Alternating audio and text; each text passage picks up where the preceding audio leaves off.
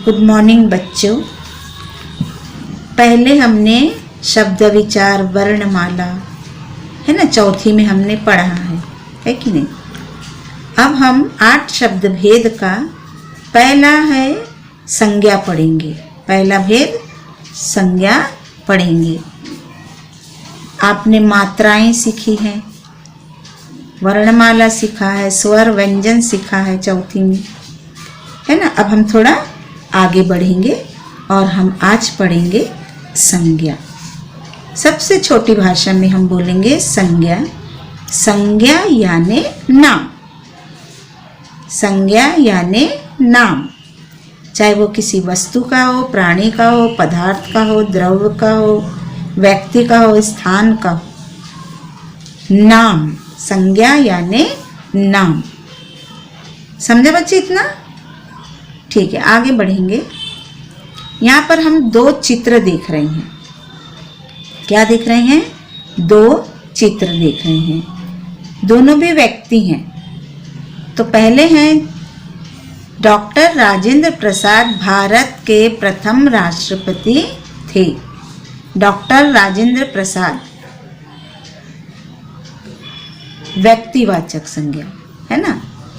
दर्जी कपड़े सिलता है। ये वाक्य किससे बना है?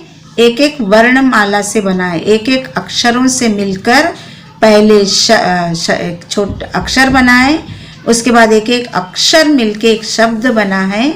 एक एक अक्षर मिलकर देखो यहाँ शब्द बने हैं और शब्द के द्वारा शब्द से पूरा एक वाक्य बना है। डॉक्टर राजेंद्र प्रसाद भारत के प्रथम राष्ट्रपति थे। इतने सारे शब्दों को मिलकर एक वाक्य बना है। वैसे इधर पर दर्जी कपड़े सिलता है। दर्जी काम कर रहा है, व्यक्ति काम कर रहा है, उसके पास एक वस्तु मशीन है, यहाँ पर कपड़े हैं। अब इसका हम परिभाषा कैसे बनाएंगे? जैसे मैं आपको बताती हूँ कि जैसा गंगा नदी बहुत बड़ी नदी है, गंगा नदी को पवित्र नदी मानते हैं, है ना। मिट्ठू हरा रंग का पक्षी होता है। गाय हमारी माता है। बंदर झाड़ पर बैठा है। तो अभी मैं जैसा बोलूँगी बंदर, तो बंदर क्या है? प्राणी, नाम है। गाय प्राणी है। मधुर नाम है। शक्कर मीठी है, तो मीठी है शक्कर, है ना। फिर हम आगे जैसा देखेंगे तो ये सब नाम है। नाम यानी संज्ञा। अब हम संज्ञा की परिभाषा देखेंगे। नाउन, किसी व्यक्ति, आप 2 व्यक्ति ऊपर देख रहे हैं। वस्तु, स्थान, भाव या गुण के नाम को संज्ञा कहते हैं। किसी भी व्यक्ति, वस्तु, स्थान, भाव या गुण के नाम को संज्ञा कहते हैं। उदाहरण के लिए छात्र, विद्यार्थी, गंगा प्रेम भाव, पानी कक्षा आदि। अब इसका परिभाषा कैसे लर्न करेंगे?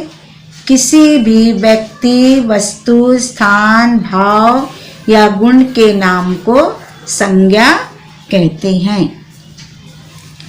अब यहाँ पर हम नीचे देखेंगे बच्चे संज्ञा के भेद कितने प्रकार के होते। काइंड्स ऑफ नाउन, संज्ञा के भेद यानी प्रकार। तो संज्ञा 5 प्रकार की होती है। संज्ञा कितने प्रकार की होती बच्चे? 5 प्रकार की। यहाँ दिख रहा है आपको संज्ञा। अब यहाँ पर आपको एरो डालकर बताया गया है। तो संज्ञा के प्रकार है। पहला है व्यक्तिवाचक संज्ञा, दूसरा है जातिवाचक संज्ञा, तीसरा है भाववाचक संज्ञा, चौथा है द्रव्यवाचक संज्ञा, और 5वां है सामुदायिक वाचक संज्ञा, यानी इसको हम समूहवाचक संज्ञा भी कह सकते हैं। समूह यानी भीड़, समूहवाचक संज्ञा भी कह सकते हैं। ठीक है, अभी हम देखेंगे व्यक्तिवाचक संज्ञा के उदाहरण और परिभाषा। व्यक्ति, व्यक्ति से एकदम समझ में आता, व्यक्ति यानी मनुष्य, इंसान। व्यक्तिवाचक संज्ञा जिस संज्ञा शब्दों से, जिस संज्ञा यानी नाम शब्दों से किसी व्यक्ति, स्थान या वस्तु का बोध होता है उसे व्यक्तिवाचक संज्ञा कहते हैं। नाम समझ में आ रहा? जिस संज्ञा शब्दों से किसी व्यक्ति, स्थान या वस्तु का बोध होता है उसे व्यक्तिवाचक संज्ञा कहते हैं। ठीक है, अब यहाँ उदाहरण दिया है। स्वाति पत्र लिख रही है। कौन पत्र लिख रही है? स्वाति, यानी स्वाति एक लड़की का नाम है, संज्ञा है स्वाति। गंगा का जल पवित्र माना जाता है। गंगा नदी, नदी का नाम है। गंगा नदी का जल पवित्र माना जाता है। बाइबल ईसाइयों का पवित्र ग्रंथ है, यानी बाइबल किसका? ग्रंथों में से एक ग्रंथ का नाम है। जैसे मुसलमानों का, मुस्लिम लोगों का कुरान शरीफ है ना, और हिंदुओं का है भगवत गीता है कि नहीं, रामायण है। तो उसी प्रकार बाइबल ईसाइयों का पवित्र ग्रंथ है, ऐसा भी बोल सकते हैं। कुरान शरीफ मुसलमानों का पवित्र ग्रंथ है। ठीक है, तो ये सब जो है, और इसमें जो भी ग्रंथ आएंगे, जो भी बुक्स आएगी, सब व्यक्तिवाचक संज्ञा में आएगी। जितने भी व्यक्ति आएंगे, अब ऊपर हमने देखे डॉक्टर राजेंद्र प्रसाद, दर्जी, है ना, गंगा नदी, सब प्रकार की नदियों के जो नाम है वो संज्ञा कहलाएंगे बच्चे। तो यहाँ आप देख रहे हैं ना, व्यक्तिवाचक संज्ञा, जातिवाचक संज्ञा, भाववाचक संज्ञा, द्रव्यवाचक संज्ञा, समूहवाचक। तो हमने पहला भाग देखा है, व्यक्तिवाचक संज्ञा देखा हमने। दूसरा देखेंगे बच्चे हम जातिवाचक संज्ञा, कॉमन नाउन। जिस संज्ञा शब्दों से एक ही प्रकार के प्राणियों और वस्तुओं का बोध होता है उसे जातिवाचक संज्ञा कहते हैं। क्या बोल रहे हैं बच्चे? जिस संज्ञा शब्दों से एक ही प्रकार के प्राणियों और वस्तुओं का बोध होता है उसे जातिवाचक संज्ञा कहते हैं। समझ में आ रहा बच्चे? जातिवाचक संज्ञा जैसे फूल, हर प्रकार के फूल, है ना। यहाँ पर देखो, किसान बीज बो रहा है, बगीचे में सुंदर फूल खिले हैं, लड़के खेल रहे हैं। लड़के मतलब सब छोटे बड़े सब लड़के।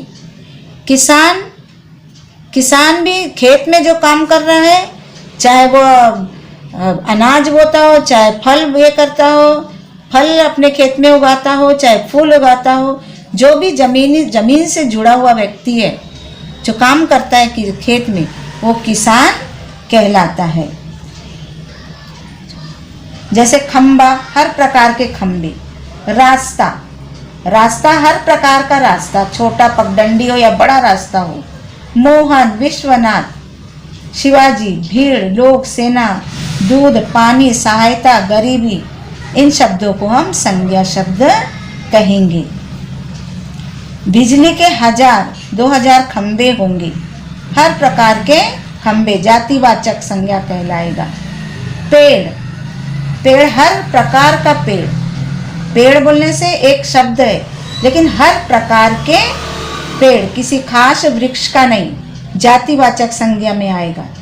सभी प्रकार के फूलों की जाति को फूल कहते हैं। तो ये सब जो है बच्चे, ये जातिवाचक संज्ञा में आता है। माता एक जाति है ना, माँ, सबकी माँ, छोटे की माँ, बड़ों की माँ, बच्चों की माँ, तो वो जातिवाचक संज्ञा में आएगा बच्चे। ठीक है, आप अपनी कॉपी में लिख लेना बच्चे। फिर हम देखेंगे भाववाचक संज्ञा। भाव हमारे अंदर से उभर के आता है, हंसना, रोना, खेलना, है ना, गरीबी, अमीरी, फजीहत, है ना। तो ये अंदर से, हमारे अंदर से जो भावनाएं आती है हमारे, रोना, हंसना, बिलखना, है ना, तो ये सब बचपना, बुढ़ापा, ये सब भाववाचक संज्ञा में आता है। इसका परिभाषा इस प्रकार है, जिस संज्ञा शब्दों से पदार्थों के गुण, मीठा, खारा, दोष अथवा भाव आदि का बोध होता है, उसे भाववाचक संज्ञा कहते हैं। ईमानदारी, बेईमानी, ये सब भाववाचक संज्ञा में आता है। लड़कपन यानी बचपना, बचपन हमारा कैसा रहता है, लड़कपन रहता है, मस्ती वाला रहता है ना, तो लड़कपन अच्छा होता है, यानी बचपना अच्छा होता है। ईमानदारी एक अच्छा गुण है। ईमानदारी मतलब बेईमानी आ गया है ना, हर प्रकार के दोष और अच्छाई, ये सब भाववाचक संज्ञा में आएगा। बुढ़ापा, अब बुढ़ापा से आप जाएंगे जवानी, बचपना, है ना, और बहुत सारे जो हमारे क्रम होता है जिंदगी का, है ना, तो ये है भाववाचक संज्ञा में आएगा बच्चे। उसके बाद हम देखेंगे गरीबी, अमीरी, फजीहत, किसी की इंसल्ट हो जाती है ना, सहायता, तो ये सब हमको भाव, धर्म या गुण प्रकट होता है, उसे संज्ञा को भाववाचक संज्ञा कहते हैं। ठीक है, फिर हम देखेंगे समुदायवाचक संज्ञा। मैंने आपको बताई थी समुदाय मतलब समूह, समूह मतलब जहां भीड़ हो, जहां भीड़ हो। जिस संज्ञा शब्दों से वस्तुओं या प्राणियों के समूह का बोध होता है, उसे समुदायवाचक संज्ञा कहती है। जैसे पक्षियों का झुंड, केले का गुच्छा, चाबी का गुच्छा, सेनाओं का दल, सर्कस, है ना, सर्कस, और क्या बोलेंगे, अस्पताल, भीड़, लोग, संघ, सर्कस, परिवार, बकरियों का झुंड, है कि नहीं, पक्षियों का झुंड। तो इस तरह जो समूह होता है, ग्रुप होता है ना, उसको हम बोलेंगे समूहवाचक संज्ञा, समुदायवाचक संज्ञा बोलेंगे। यहाँ उदाहरण दिया है, कक्षा में विद्यार्थी पढ़ रही हैं। कक्षा में एक नहीं, ढेर सारे बच्चे होते हैं, है ना। बाजार में बहुत भीड़ है, बाजार में क्या है, भीड़ है, समूहवाचक संज्ञा। मैदान में सभा हो रही है, सभा में एक व्यक्ति नहीं बैठता है, बहुत बड़े लोग इकट्ठे होते हैं, इसलिए उसको समूह बोलेंगे, समुदाय बोलेंगे। जहाँ लोग इकट्ठे हैं, जहाँ प्राणी इकट्ठे हैं, है ना, भीड़ है, उसको समूहवाचक या समुदायवाचक संज्ञा ऐसा कहेंगे। द्रव्यवाचक संज्ञा, जो तरल होता है ना, जो पानी के समान होता है, तो उसको बोलेंगे द्रव्यवाचक संज्ञा। जिस संज्ञा शब्दों से किसी धातु, अभी धातु आपको मालूम है, सोना, चांदी, हीरा, मोती, एल्युमिनियम, तांबा, पीतल, जस्ता, है ना, लोहा, अनाज, धातु बता रही मैं आपको, ये सब धातु है। अथवा द्रव युक्त पदार्थों का बोध होता है, उसे द्रव्यवाचक संज्ञा कहते हैं। पूरे प्रकार के अनाज, चाहे दाल हो, चावल हो, गेहूं हो, शक्कर हो, घी हो, डालडा हो, तेल हो, हर प्रकार के बीज हो, वो बीज से भी हम क्या निकालते, पीस के तेल निकालते हैं।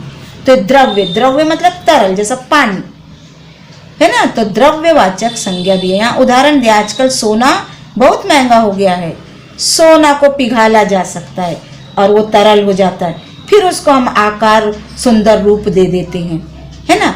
बच्चा मिट्टी में खेल रहा है, मिट्टी पिघल जाती है, मिट्टी पिघल जाती है, फिर उसको सुखाओ तो फिर ढेला हो जाता है वो, फिर उसको पानी में डालो फिर पिघल जाती है। तो मिट्टी क्या है, द्रव्य है, तरल है। दूध में कुछ पड़ा है, दूध मालूम है तरल है, दूध मीठा होता है, गुणवाचक है वो, है ना। तो दूध में कुछ पड़ा है, ठीक है। इतना समझा बच्चे। जिस संज्ञा शब्दों से किसी धातु, धातु मैंने बताई सोना चांदी हीरा मोती एल्युमिनियम तांबा जस्ता पीतल सब, ये सब धातु है, उसको धातु बोलते। द्रव्य मालूम है, अनाज पूरे प्रकार के, तेल पूरे प्रकार के, डालडा घी सब ये द्रव्य है बच्चे, ठीक है। मिट्टी दूध सब द्रव्य है। तो इसको हम ये सभी चीजों को, ये सभी वस्तुओं को हम द्रव्यवाचक संज्ञा ऐसा कहेंगे। अब हमने देखा था भाववाचक संज्ञाएं बनाना, भाववाचक संज्ञाएं बनाना। भाववाचक संज्ञा आपने देखे थे, है ना। बचपन, बुढ़ापा, जवानी, लड़कपन, ईमानदारी, बेईमानी, सब गुण जो है अच्छे बुरे गुण, उसको भाववाचक संज्ञा ऐसा कहते हैं। तो हम देखेंगे भाववाचक संज्ञाएं कैसे बनेगी। तो भाववाचक संज्ञा कैसे बनाएंगे, तो हम जातिवाचक संज्ञा से बना सकते हैं, सर्वनाम से बना सकते हैं, विशेषण से बना सकते हैं और क्रिया से बना सकते हैं। तो आज के लिए सिर्फ संज्ञा और संज्ञा के प्रकार और उसके उदाहरण ही मैं आपको बता रही हूँ बच्चे। उसके बाद हम पढ़ेंगे भाववाचक संज्ञा से संज्ञाएं बनाना। किससे, जातिवाचक संज्ञा से बनाएंगे, सर्वनाम से बनाएंगे और विशेषण से बनाएंगे और क्रिया से बनाएंगे। संज्ञा, अभी देखो ये हो गए संज्ञा, सर्वनाम, विशेषण और क्रिया, ये हो गए विकारी शब्द कहते हैं इनको। 8 शब्द भेद के 4 भेद, पहला संज्ञा, दूसरा सर्वनाम, तीसरा है विशेषण और चौथा है क्रिया। तो आज हमने पढ़े संज्ञा। क्या पढ़े आज हमने, संज्ञा, ठीक है बच्चे। आज इतना यहीं खत्म करती हूँ बच्चे मैं, और ये सब अपने कॉपी में लिखेंगे, परिभाषा और संज्ञाओं के नाम, संज्ञा के प्रकार, और मुझे भेजेंगे आप लोग। समझ में आ रहा है। पहले हमने व्यक्तिवाचक देखे, दूसरा जातिवाचक देखे, तीसरा भाववाचक देखे, चौथा समुदायवाचक देखे, समूहवाचक देखे, द्रव्यवाचक देखे। सब कॉपी में लिखेंगे बच्चे, ठीक है। गॉड ब्लेस यू बच्चे।